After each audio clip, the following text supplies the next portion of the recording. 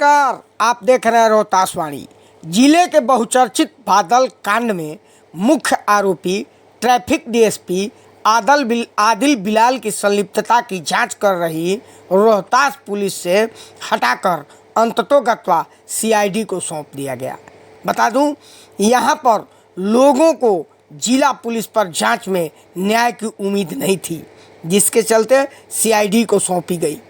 हालांकि मानवाधिकार का गाइडलाइंस ये है कि अगर पुलिस फायरिंग में कोई हताहत होता है तो उसकी जांच किसी स्वतंत्र एजेंसी जैसे सीबीआई, सीआईडी को सौंपी जाए, लेकिन रोहतास पुलिस ऐसा नहीं करके स्वयं इतने दिनों तक जांच कर रही थी। अंत में लोगों के कहने पर, परिवार के कहने पर पुलिस अधीक्षक रोहतास ने सीआईडी जांच के लिए आवेदन भेजा, जिसे पुलिस मुख्यालय ने स्वीकार करते हुए आज सीआईडी जांच की बात कह डाली। अब देखना ये होगा कि क्या सीआईडी द्वारा जांच में बादल को न्याय मिलेगा या फिर उसकी आत्मा न्याय के लिए छटपटाती ही रहेगी। सुनिए, पुलिस अधीक्षक रोहतास ने बताया कि अब तक क्या क्या कार्रवाई हुई है बादल कांड में। ये दिनांक 27 दिसंबर को सासाराम टाउन थाना में करघर मोड़ के पास एक घटना हुई थी, जिसमें ट्रैफिक डीएसपी अपने बॉडीगार्ड के साथ जा रहे थे। करघर मोड़ के आगे उन्होंने एक रुके हुए ट्रक को देखा। उतर के वहाँ कुछ जो लड़के थे जिनसे पहले से विवाद हो रहा था, उनको पीछा करने के क्रम में उसके सड़क के बगल में जो हरी सिंह का हाथा है, वहाँ पे पुलिस की झड़प, पुलिस उपाधीक्षक यातायात और उनके बॉडीगार्ड की झड़प वहाँ जो लोग थे उनसे हुई। उस झड़प के दौरान गोली चली, जिसमें एक व्यक्ति बादल, जो शिवसागर थाना क्षेत्र के सेलारी गांव के रहने वाले, उनकी मृत्यु हो गई।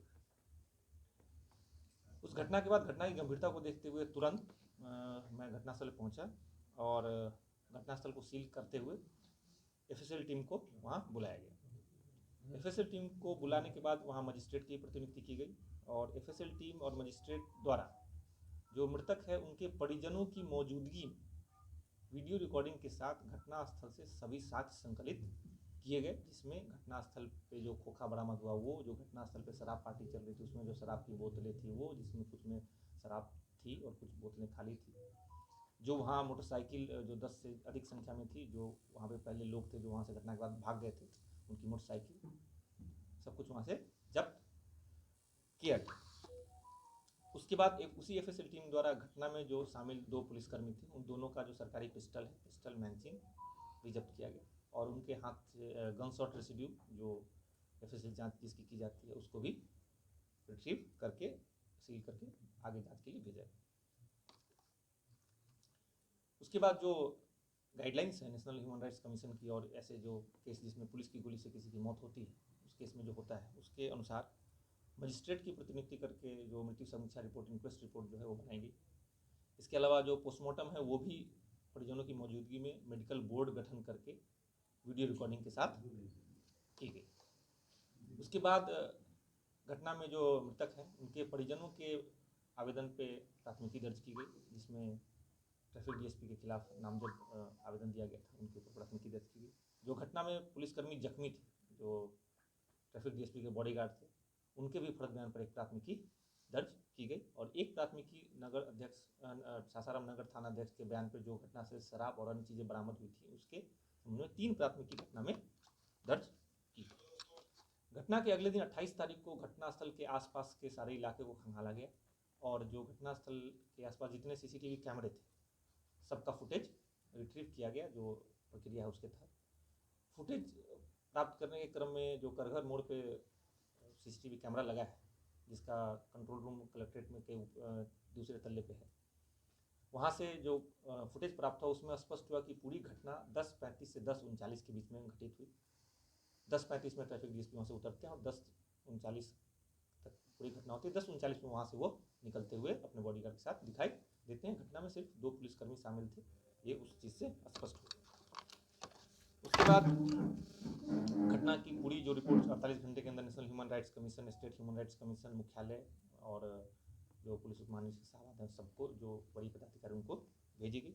और इस कांड में में जो पुलिसकर्मी जिन पर आरोप लग रहे हैं उनके संबंध में अग्रतर कार्रवाई के लिए मेरे द्वारा एक रिपोर्ट भेजी गई। उस रिपोर्ट के आलोक में आज डीएसपी ट्रैफिक को और जो उनके बॉडीगार्ड हैं उनको मुख्यालय द्वारा अटैच कर लिया गया है। वो यहाँ से जाकर मुख्यालय में अटैच हो गए।